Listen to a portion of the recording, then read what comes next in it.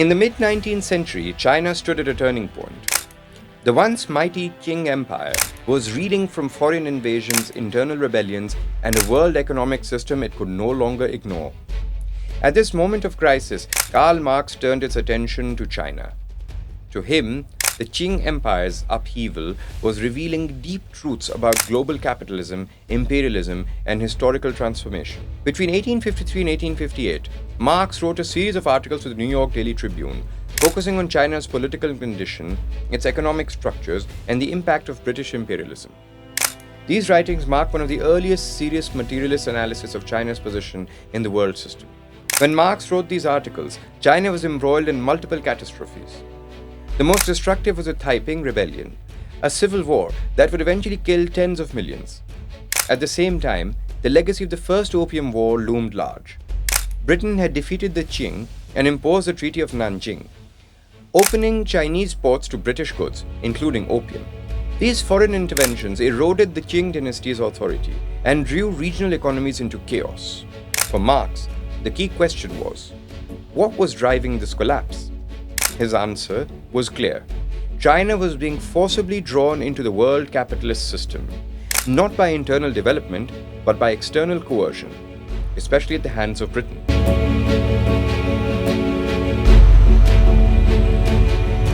Marx's analysis of China was consistent with his broader historical method.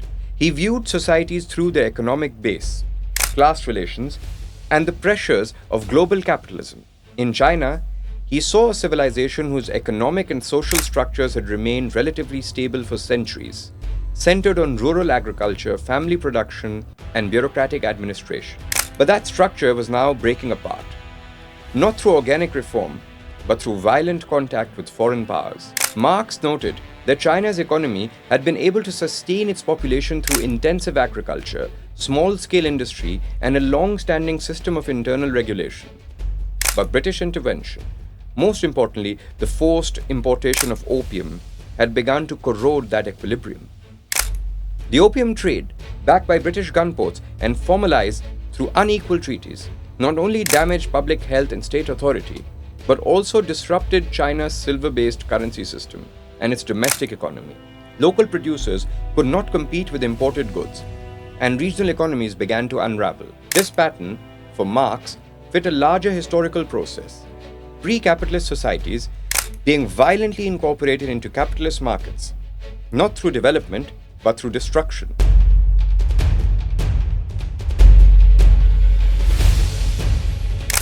One of Marx's recurring themes was the hypocrisy of British imperialism. He attacked the idea that Britain was bringing civilization or free trade to China. Instead, he showed how free trade was imposed by war, and how Britain's economic interests were defended through violence and coercion. This was most visible in his commentary on the opium trade.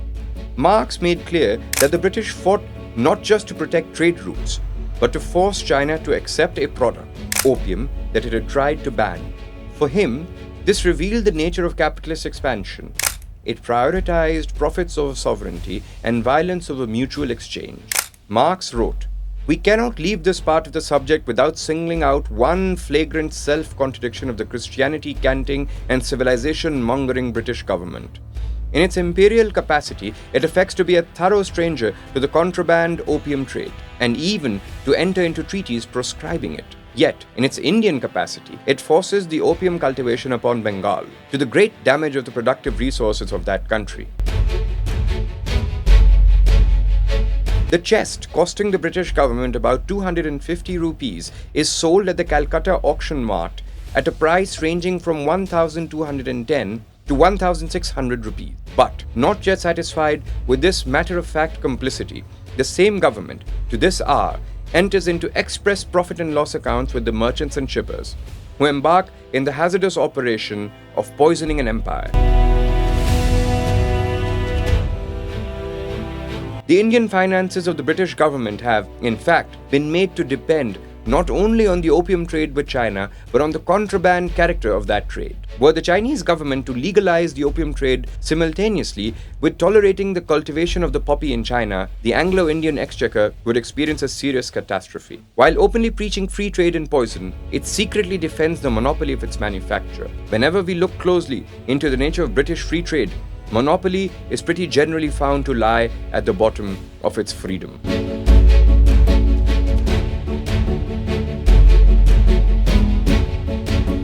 Marx never romanticized traditional Chinese society. The chaos of transition, in Marx's view, was the hallmark of early capitalist imperialism. The old agrarian economies were being destroyed, but the new industrial capitalist order had not yet taken root. The people at the bottom, peasants, artisans, workers, faced not liberation but uncertainty, famine, and war. While Marx did not predict revolution in China in the same way as he did for Europe, he saw China's upheaval as part of the global tide of history. He recognized that the West's economic expansion was not creating a stable world order. It was spreading contradictions. These contradictions, between profit and sovereignty, between old empires and new markets, would eventually erupt in political crisis around the world. Marx also understood that China's fate was linked to that of India, Russia, and even Britain itself. He emphasized that imperial violence abroad always had consequences at home. The wealth extracted from opium and trade wars would benefit British capitalists, but would not spare British workers from poverty and exploitation. He attacked British imperialist media narratives around China in the following words: "How silent is the press of England upon the outrageous violations of the treaty daily practiced by foreigners living in China under British protection. We hear nothing of the illicit opium trade, which yearly feeds the British treasury at the expense of human life and morality. We hear nothing of the constant bribery of sub-officials, by means of which the Chinese government is defrauded of its rightful revenue on incoming and outgoing merchandise.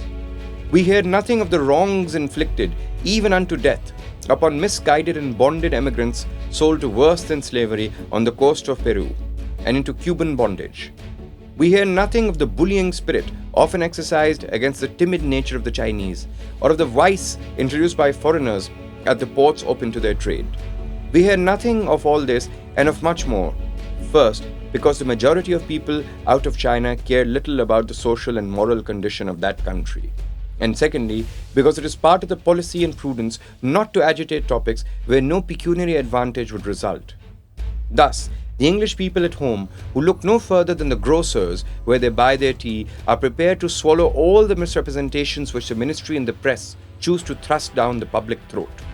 Meanwhile, in China, the smothered fires of hatred kindled against the English during the Opium War have burst into a flame of animosity, which no tenders of peace and friendship will be very likely to quench.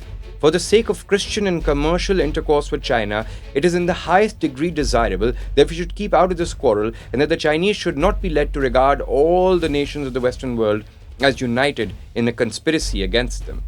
Karl Marx's 1853 writings on China offer one of the earliest critical accounts of a capitalist imperialism in East Asia. He saw China not as a passive victim or a civilizational curiosity, but as a society being ruptured by the expanding global system of capital. That rupture, driven by trade, war, and empire, would reshape not only China, but the entire world. Marx's lesson was simple. Capitalism does not civilize. Instead, it disrupts.